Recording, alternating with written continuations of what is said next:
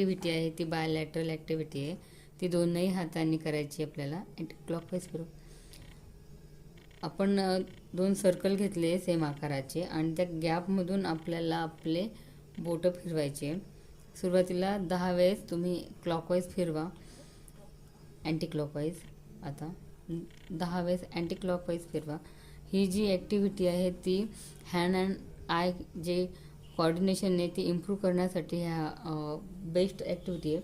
शिवाय बायलॅटरलचा आहेच आहे, त्याच्याने फोकस आणि कॉन्सन्ट्रेशनसुद्धा तुमचं वाढतं. आता एक क्लॉकवाईज एक अँटी क्लॉकवाईज, एक क्लॉकवाईज एक असा अँटी क्लॉकवाईज. हां, दोघी सेम 10 टाइम. इकडे खाली पण लक्ष द्या.